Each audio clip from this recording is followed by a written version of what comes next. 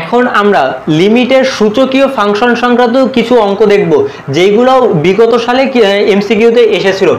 এখন দেখো প্রথমে যেই অঙ্কটা আছে এইটার ফরম্যাটটা কি a3 to the power x minus 3 to the power minus x divided by 3 to the power x plus 3 to the power minus x এবং x এর লিমিট ইনফিনিটি।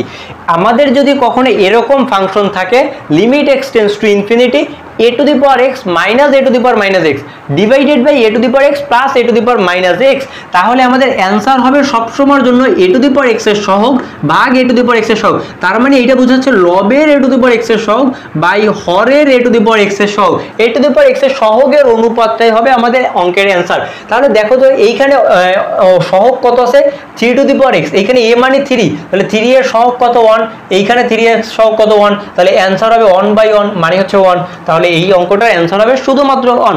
তাহলে 3 নাম্বারটার অ্যান্সার কত হবে তোমরা একটু কমেন্ট করে জানাও তো। একইভাবে করে 3 নাম্বারটার অ্যান্সার কমেন্ট করে জানাও। 2 নাম্বারটা আমি করাই দিব। 2 নাম্বারটা আমাদের কিভাবে করতে হবে দেখো, এইখানে আমাদের বলা আছে limit x tends to infinity.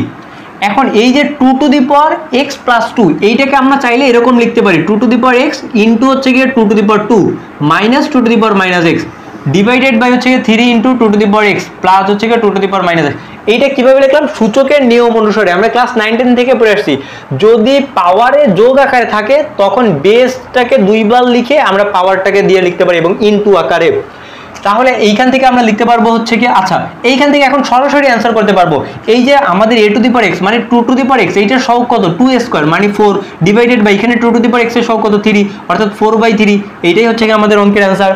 আশা করি বুঝছো লবের a to the power x এর সহগ ডিভাইডেড বাই হরের a to the power x এর সহগ, সেটাই হবে আমাদের অঙ্কের অ্যান্সার। আচ্ছা এইটা তো গেল আমাদের এমসিকিউ টেকনিক। যদি আমাদের কখনো এইগুলো সৃজনশীলের ক নাম্বারে চলে আসে তখন আমরা কিভাবে করব, অর্থাৎ রিটেন টেকনিকটা কিভাবে হবে।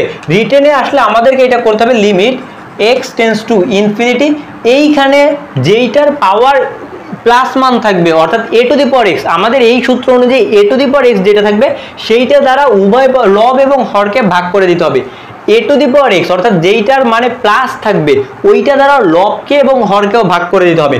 তাহলে দেখো আমি যদি 3 টু দি পাওয়ার x দ্বারা এইটাকেই আবার ভাগ করি তাহলে সেইটা হয়ে যাবে 1 মাইনাস এই 3 টু দি পাওয়ার x দ্বারা যদি আমি দেখো 3 to the power minus x কে যদি 3 টু দি পাওয়ার x দ্বারা ভাগ করি তাহলে সূচকের নিয়ম অনুসারে আমরা লিখতে পারি বেস যদি একই থাকে তাহলে পাওয়ারে পাওয়ারে বিয়োগ হবে অর্থাৎ 3 to the power minus 2x হয়ে যাবে। এইখানে ভাগ করলে এটা হয়ে যাবে 3 to the power minus 2x, নিচেও 1 plus 3 to the power minus 2x। এখন আমি যদি লিমিটের মান বসাই দিই সমীকরণে, যদি আমি ফাংশনের মধ্যে লিমিটের মান বসাই দিই তাহলে কি হচ্ছে দেখো 1 minus 3 to the power infinity, কোনো কিছুর পাওয়ার ইনফিনিটি মানে সেটা 0 ডিভাইডেড বাই 1 প্লাস 0 মানে হচ্ছে গিয়ে 1। এইটাই হবে হচ্ছে গিয়ে আমাদের অঙ্কের অ্যান্সার। আশা করি বুঝছো, আশা করি বুঝছো। এই ছিল হচ্ছে গিয়ে আমাদের 6 নাম্বার ক্লাস। এরপরে হচ্ছে গিয়ে আমরা 7 নম্বরের ক্লাসে আরও কিছু শর্টকাট টেকনিক দেখব এবং হচ্ছে গিয়ে এইভাবে করে বিগত সালের প্রশ্নগুলোর সমাধান করে থাকবো।